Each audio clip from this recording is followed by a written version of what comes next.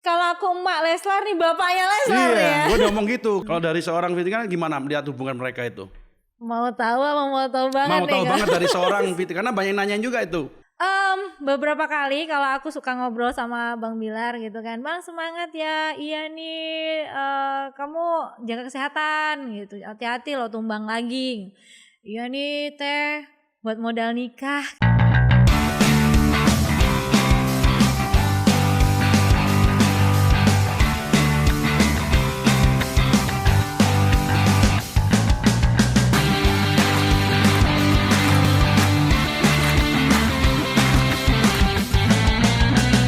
Siap dan Enggu, salam Bugis. Jadi hari ini saya kedatangan tamu spesial, seorang penyanyi dangdut.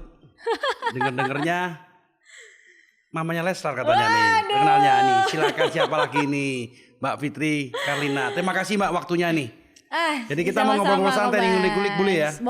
Boleh. Ngomong bahasa Jawa atau Indonesia lagi? Campur aduk, campur sari ya.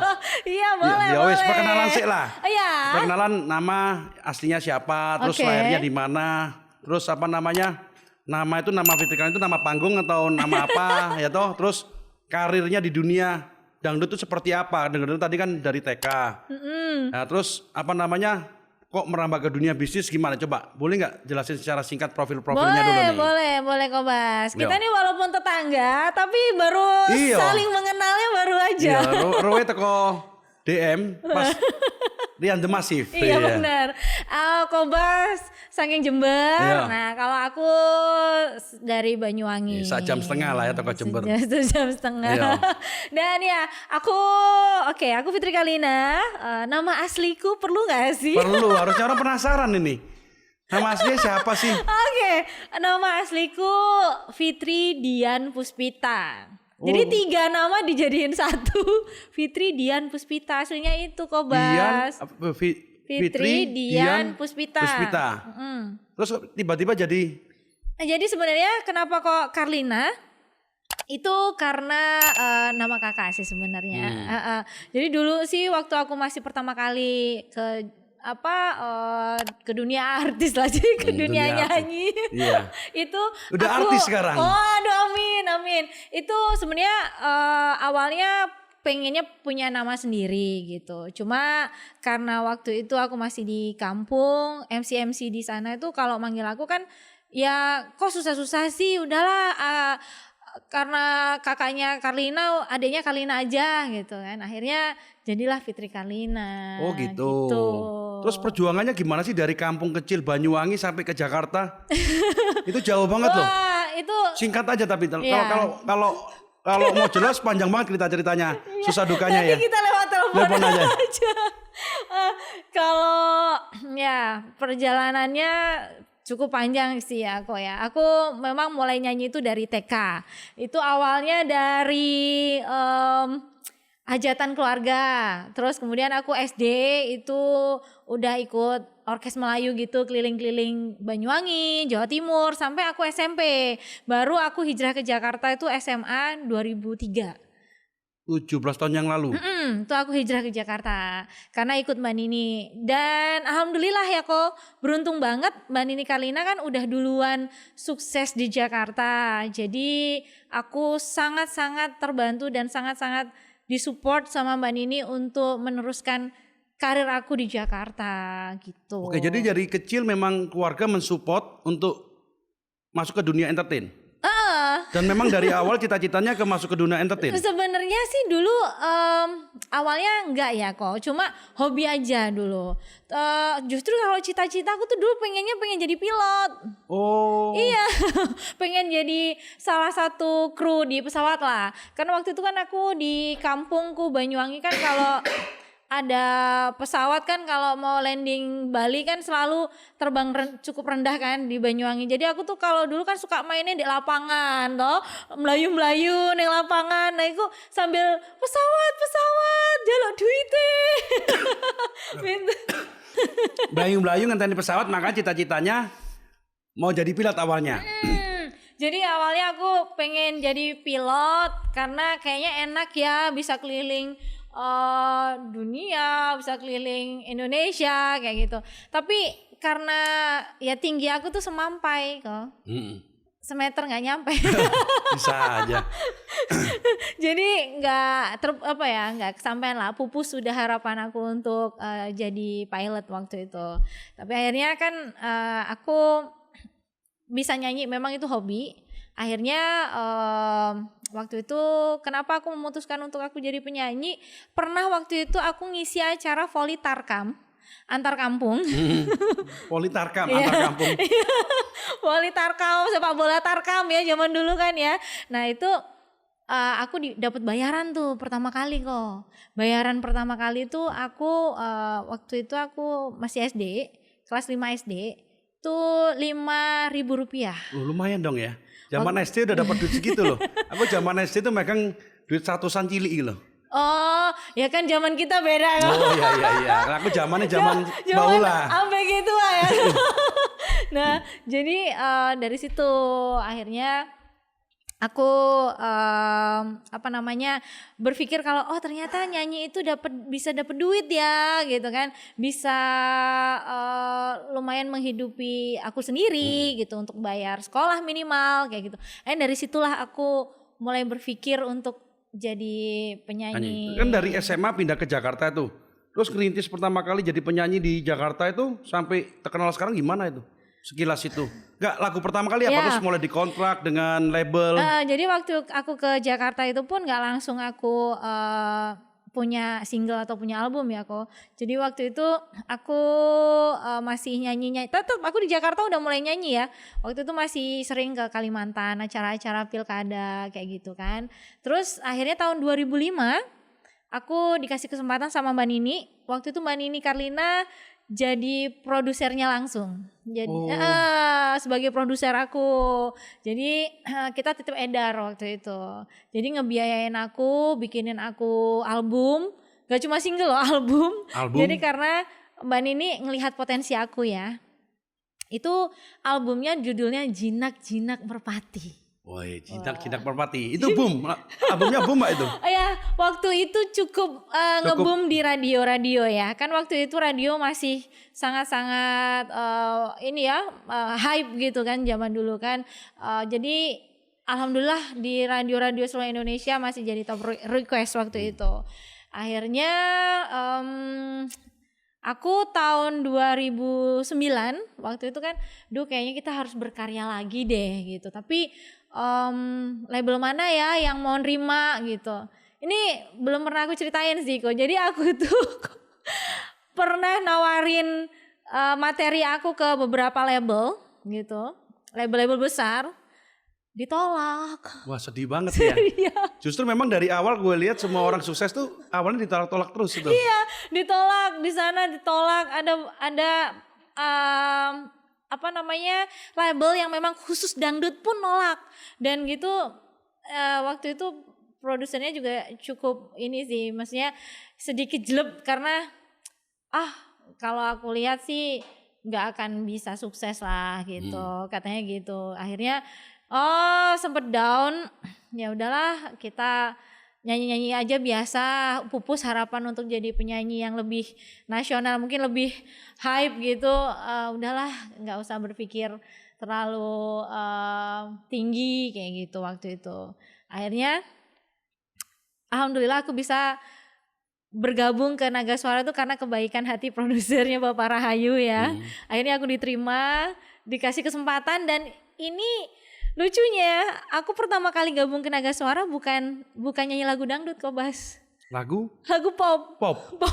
Padahal sebelumnya memang sering nyanyiin dangdut. Lagu dangdut, tapi karena demi aku mau masuk ke label Naga Suara, aku pertama kali nyanyi di sana bikin single itu lagu pop. Judulnya Easy Going, dan nama aku bukan Fitri Carlina loh, karena bener-bener mau ngilangin embel-embel dangdut. Saking waktu itu downnya ya. Saking downnya kan, ngilangin embel-embel kedangdutan aku gitu. Jadi namanya apa waktu itu? La Fitri. La Fitri. Iya. Jadi depannya aja diganti La Fitri. La Fitri. Ya, ini salah satu perjalanan karir aku yang memang belum pernah aku ceritain ya. Itu nama aku La Fitri. Judul pertama kali aku gabung sama Naga Suara itu Easy Going. Terus kemudian lanjut ke single kedua, itu Jangan Buru-Buru, masih namanya La Fitri karena masih takut ada dangdut-dangdutnya gitu kan. Lama-lama jiwaku tuh enggak Berontak, jiwanya berontak. berontak gitu loh, ini bukan duniaku, ini bukan aku.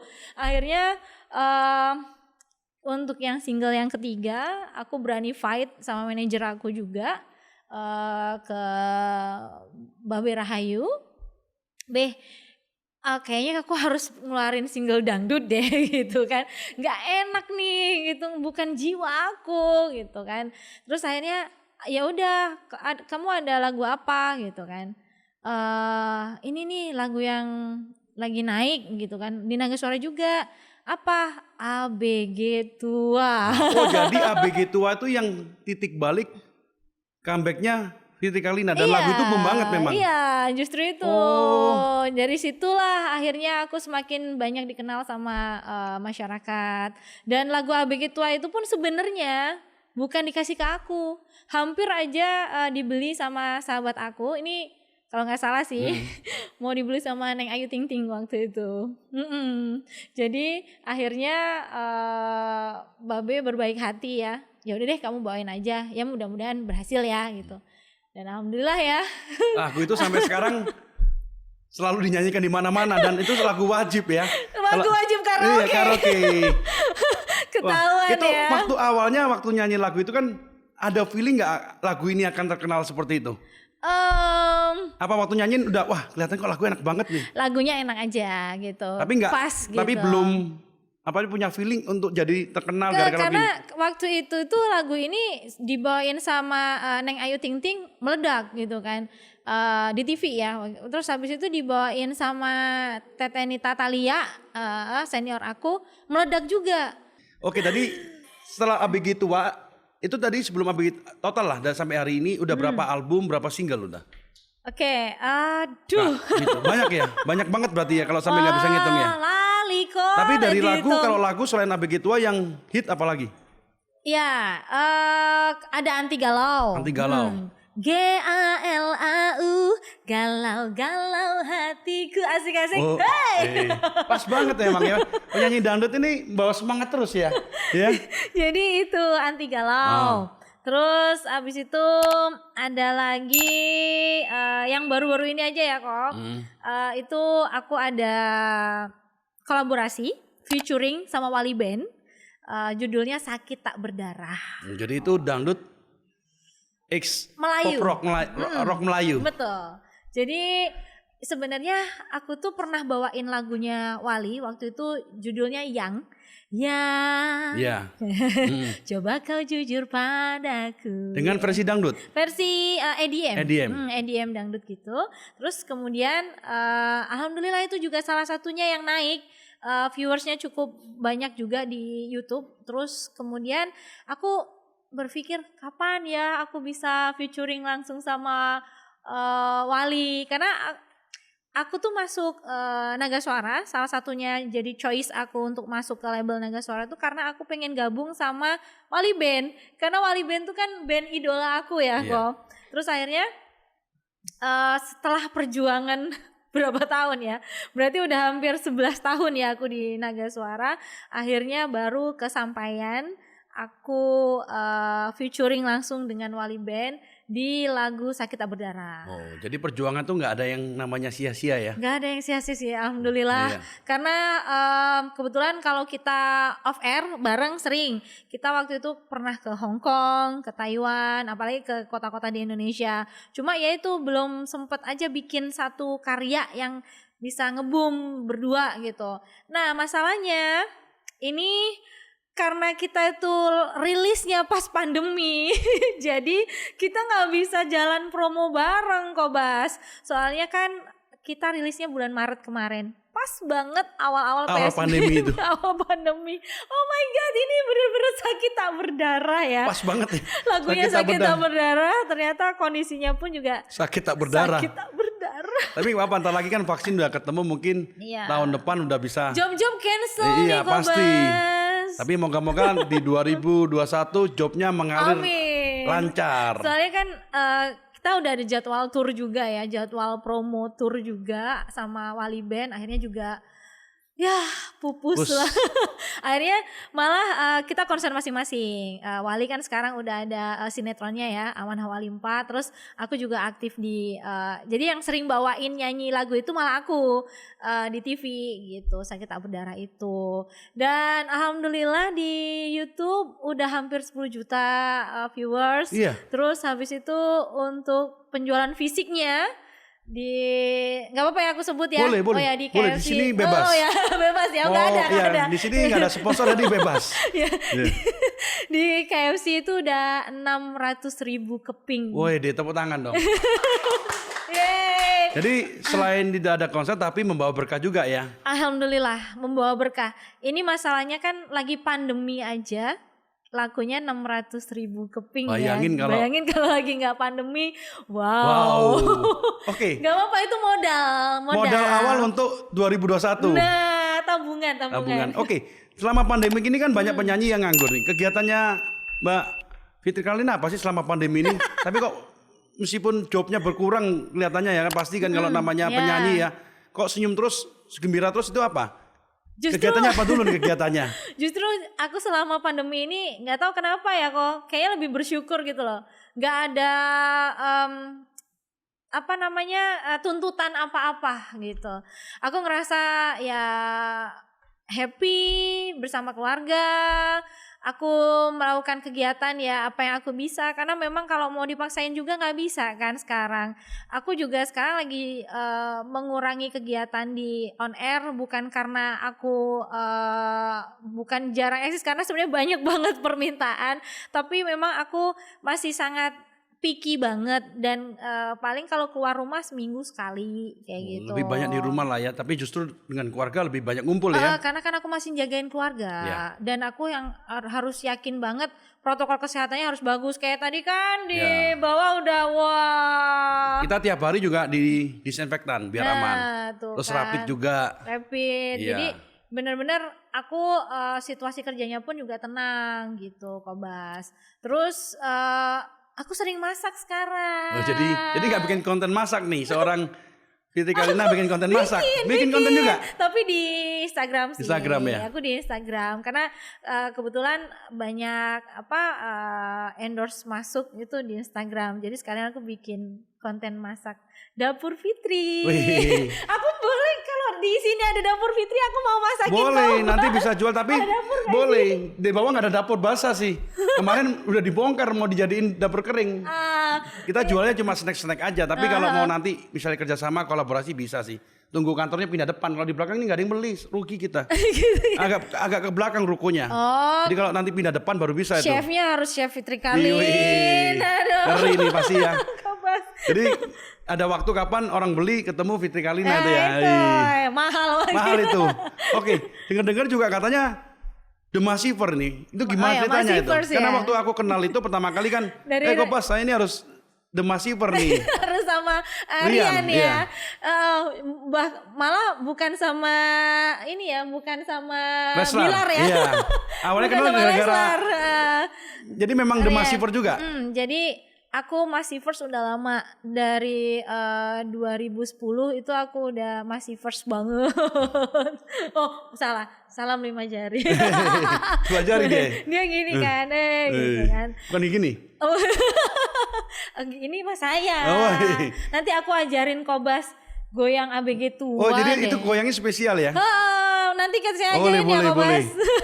Terus biar nanti di karaoke makin heboh. Terus ketemu Mas Rian sering ya? Kalau The Massiver sering ketemu Mas Rian ya? Ketemu jarang. Karena kan aku dulu tahun 2010 pernah tur bareng sama Massivers. Tapi sebelumnya aku udah ngefans memang. Dan beruntung banget waktu itu ada tur rokok ya waktu itu. Keliling Sumatera kalau gak salah. Bareng sama Massivers. Wah seneng dong satu panggung gitu sama idola. Gitu. Akhirnya berlanjut suka ketemu di TV kayak gitu. Bahkan saking aku fansnya sama The Massive, itu waktu aku wedding resepsi tahun 2014, gestarnya aku The Massive. Wih, ngeri banget itu. Pecah itu pasti itu. The Massive. eksklusif gestarnya loh. Special request harus mereka gitu. Kenapa? Soalnya aku tuh suka banget sama lagu-lagunya. Lagunya tuh ngena banget ke percintaan aku dengan suami. Pas banget itu ya. Pas banget. Terus ada juga tuh lagunya yang ngena banget yang Pergilah Kasih. Itu waktu Mas Hendra ya suami aku waktu itu belum nikah, dia mau tugas ke India. Itu aku nyanyi Pergilah Kasih. Pergilah kasih, kejarlah keinginanmu. Dia sampai terharu dong suami gitu. Iya, jadi sebelum Mas Hendra waktu itu berangkat ke India, kita sempat karaoke dulu kan, nyanyi itu sambil nangis, Pergilah kasih gitu. Terus akhirnya pas acara wedding, benar-benar wedding, yaitu aku ngundang The Massive, aku request lagu itu. Aku nangis lah di situ. Pas banget, mengena banget lagunya ya. Iya, terus sama WO-nya jangan nangis. Oh, nggak bisa, ini lagunya dalam banget kayak gitu kan. Akhirnya dari situlah aku perjalanan aku jadi Massiver. Sampai sekarang sih alhamdulillah. Bahkan sering support acaranya Rian. Kalau misalkan aku bisa datang, aku datang. Tapi kalau seperti ini, pandemi seperti ini masih sulit ya kok ya. Nanti kapan-kapan mesti ke rumahnya Mas Rian kan. Iya. Baru ya. Iya, dia baru dia. Kita janjian kok, Iya, Mas. boleh nanti mampir ke sana. Kalau saya udah berapa kali? 3 kali nggak? Nah, janjian lah kita renang di kolam renang. Boleh. Pas banget dia kan. Kemarin udah ketemu istrinya juga, udah kenalan ya kan. Iya, alhamdulillah. Oke, lanjut lagi. Terus kok bisa mulai terkenal dengan istilah, wah ini ibunya Mama Lesta gimana itu? Kan banyak yang support loh. Kemarin waktu aku posting mau podcast dengan Mbak Fitri ini, yang komen banyak banget ya. Gak salah berapa tuh John? Itu yang nge-like tuh 10.000. Biasanya kalau yang cuma foto gitu gue 2.000-an. Ini ternyata fans Lesta tuh minta untuk hadir di Kompas Podcast tuh. Ceritanya gimana tuh? Alhamdulillah Kobas, jadi ceritanya asal-muasalnya itu kan aku memang dulunya selalu support karir Neng Dede Lesti ya. Aku salah satu yang ngefans sama karya-karyanya, termasuk juga sama anaknya. Karena aku lihat salah satu penyanyi milenial yang ibaratnya nggak perlu goyang-goyang gimana, cukup dengan suaranya yang memang merdu tapi udah bisa membius seluruh Indonesia dan dunia kan gitu. Dan perjalanan cintanya pun aku cukup ngikutin dari mulai yang sebelum sama Bilar pun udah deket juga dengan mereka. Terus setelah mereka putus, ya aku support lah di situ. Akhirnya kemudian ketemu dengan Bang Bilar. Kakak Bilar. Nah dari situ aku ngikutin lah gitu. Wah ini cocok ini. Udah ini. Wah, kapan resmi ini? Kawal sampai halal kayak gitu. Dan pertama kali kan aku lihat di ini ya, acara OMS ya, acara Mas Tukul. Itu aku udah cocok udah ini. Aduh cute gitu kan. Akhirnya aku ketemu waktu acara 17-an di Indosiar. Terus aku kan cerita dong sama Neng Dede Lesti. Aku bilangnya Neng Lesti ya. Terus sama Kakak Bilar. Aku kemarin lihat loh di OMS gini. Oh, ini jangan-jangan nih ya Teteh nih admin ketua Leslar Indonesia. Ya, admin pusat Leslar gitu loh. Akhirnya dari situlah tercetus dibilangnya aku tuh emaknya ketua Leslar gitu. Emang Bang Bilar sendiri yang ngomong. Ya, kalau makanya tiap kali aku ketemu sama Bilar, wah ini Leslar pusat nih, ketua Leslar nih gitu kan. Apa sih Bang Bilar? Karena memang aku tuh kalau suka dengan sesuatu Kobas, aku tuh orangnya ekspresif banget, terus seneng gitu loh. Gak jaim. Iya. Kadang kan orang bilang pansos apa-apa. Ya emang iya. Enggak lah. Enggak. Gini, kalau buat aku sendiri gitu, aku tuh suka memang selalu mengutarakan yang sebenarnya gitu. Kayak misalkan aku kemarin nonton Leslar sampai dorong-dorong sofa ke depan, itu emang iya. Dan itu di syuting sama suamiku karena suamiku sampai aduh ini saking segitunya ya. Sampai segitunya ya. Aku udah siapin makanan dan segala macem gitu. Terus ya khusus memang buat nonton Leslar, konser mereka kayak gitu. Aku happy gitu. Berarti bener-bener apa? The power of Leslar ngikutin terus ya. Kayak gue sekarang jadi ngikutin juga nih kemarin. Iya. Oh nggak mau sekarang karena. Terus habis itu nge-like. Iya, terus setiap kali ada live aku likein semua, aku komenin semua. Iya. Ya kan, memang salah satu bentuk support banyak mereka juga support kita kan, masa kita nggak support kan? Iya. Ini jangan-jangan Kobas nih juga ini lagi. Kalau aku emak Leslar nih bapaknya Leslar ya. Iya, gue udah ngomong gitu kemarin kan, yang ngomong kan Bilal. Iya. Ya Leslar, oh ini bukan ayah Leslar, aku tunjuk aja papanya kan kali ini papanya Bilar. Iya. Ya karena saking seringnya ketemu, udah berapa kali saya undang 7 kali kalau nggak salah, 6 kali. Wow. Terus dari seorang Mbak Fitri kali itu gimana? Kalau kedepannya gimana sih? Kalau saya feeling berapa kali tanyain, feeling saya ya udah cocok memang. Iya. Ya kan kalau orang lain ngomong gini-gini itu kan hanya persepsi mereka aja kan. Kalau dari seorang Fitri kan gimana melihat hubungan mereka itu? Mau tahu apa mau tahu banget? Mau tahu banget dari seorang Fitri karena banyak nanyain juga itu. Soalnya sebenarnya banyak yang aku jaga banget sih ya gitu privasinya mereka gitu. Cuma memang ya ini oke lah semuanya udah euforia, udah happy gitu ya. Beberapa kali kalau aku suka ngobrol sama Bang Bilar gitu kan, Bang semangat ya, iya nih kamu jaga kesehatan gitu, hati-hati loh tumbang lagi. Iya nih teh buat modal nikah katanya. Yeay, tepuk tangan. Dia udah berani gitu sama aku. Terus aku juga aku pengen dong gitu kapan-kapan nge-vlog bareng gitu kan. Oh kalau sama aku sih nggak apa-apa sih teh gitu dengan senang hati. Tapi kalau sama Dede kayak kan Dede kan sibuk gitu kan, masih beda manajemen gitu. Nanti ya teh ya kalau udah nikah ya. Serius itu bilang kayak gitu. Makanya udah ada kan Cuma aku nggak pernah cerita itu. Kan udah diresmikan juga tuh kemarin di vlognya Kakak Bila tuh kan. Leslar Entertainment. Kalau berarti udah satu manajemen kalau itu. Amin. Jadi karena waktu itu gitu, jadi nggak sempet. Hah, serius nggak sih ini? Ya happy lah aku jingkrak-jingkrakan. Yeay, ternyata udah open gitu loh, udah open banget sama aku ya gitu, udah open. Nanti ya teh kalau kita udah nikah mah gampang, Dede mah pasti apa kata aku. Kalau sekarang manajemen beda ya. Itulah beberapa hal yang memang nggak pernah aku ceritain ya, karena sebenarnya di belakang layar mereka tuh lebih cute gitu loh dibandingkan mungkin kalau di depan kamera kan mereka masih jaga image atau gimana.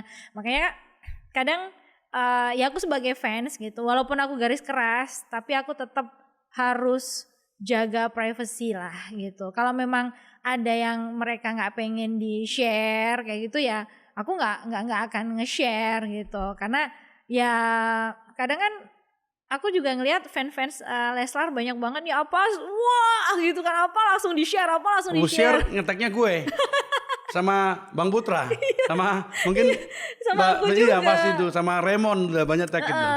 Nah kadang terus akhirnya ada kemarin sempat Bang Bilar apa sih gue posting apa sih kayak gitu story apa, nah berarti kan mungkin kurang berkenan ya dari pihak idolanya lah Bang Bilar sama Neng Lesti. Kadang ya itu kan privacy ya. Nah inilah yang harus kita juga sebagai fans juga harus bijak. Maksudnya kita harus bisa tahu mana yang privacy, mana yang bisa di-share dengan kita semuanya. Soalnya di saat kita nggak ikut campur dengan urusan pribadi mereka justru akan semakin dekat. Gitu. Itu pesannya ya buat Leslar Indonesia, biarin aja kita support aja. Bener. Malah lebih cute itu. Justru malah lebih cute karena kan kita juga pengen cepet-cepet kan. Tapi kalau kita sebagai fans ikut intervensi terlalu dalam, akhirnya suka ada salah paham atau gimana malah kemarin jadinya. kakak Bella juga sampai nulis juga kan. Takutnya malah jadi nggak enak. Padahal kita kan pengennya cepet-cepet mereka halal kan. Iya.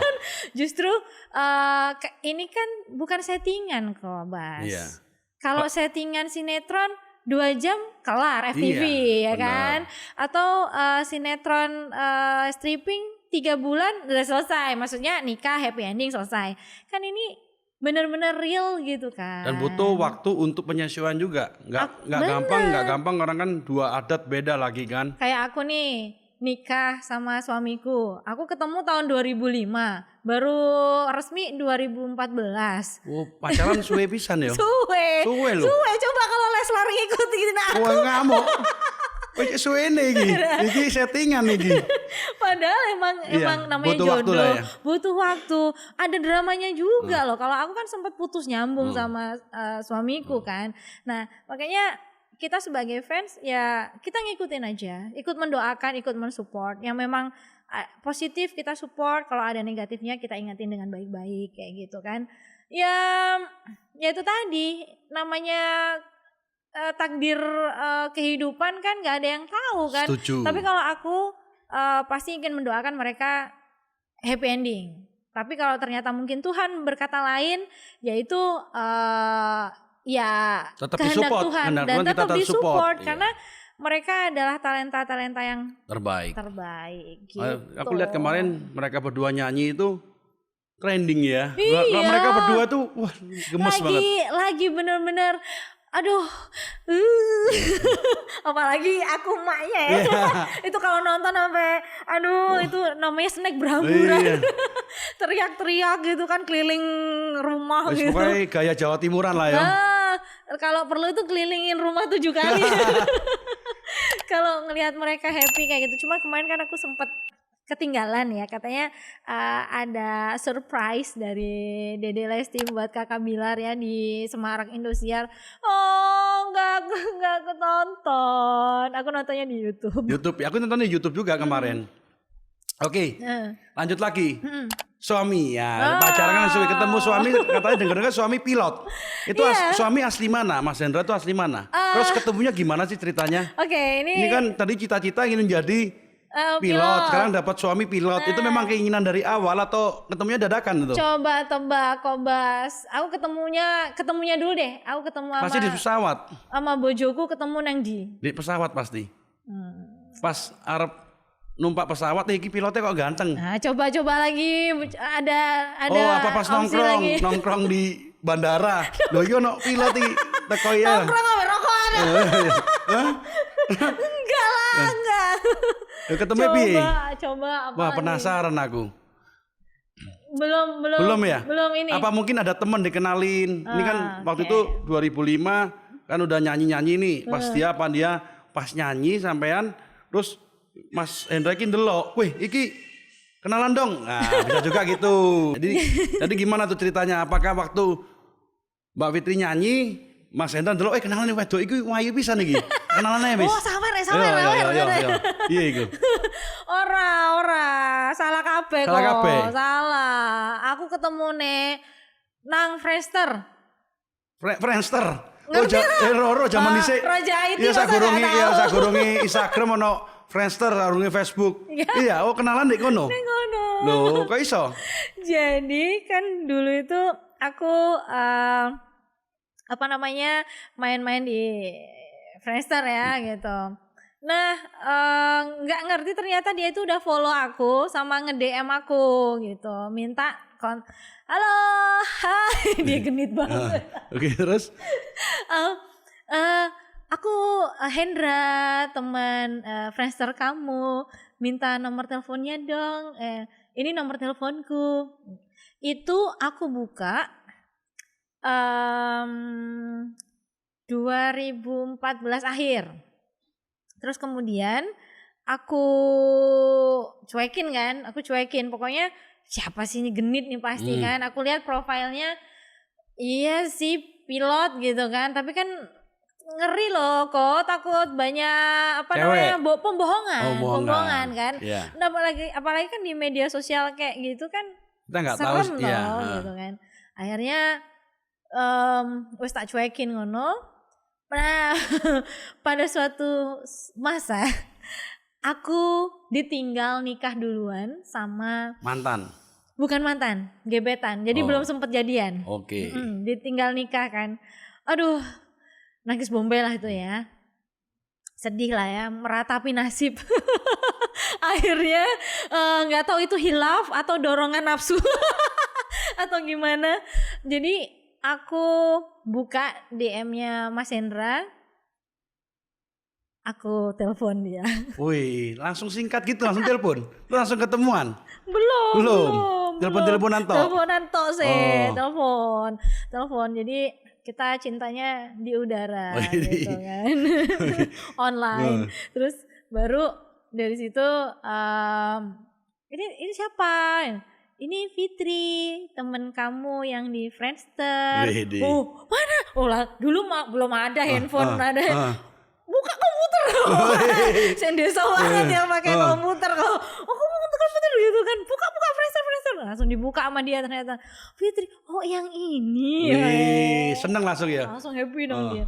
Dan iya, kalau aku nggak nyadar itu hari apa, tapi dia nyadar itu hari Sabtu. Kamu kenapa kok nelfon aku hari Sabtu? Kamu ngecek aku ada punya pacar nggak gitu? Ih, GR banget.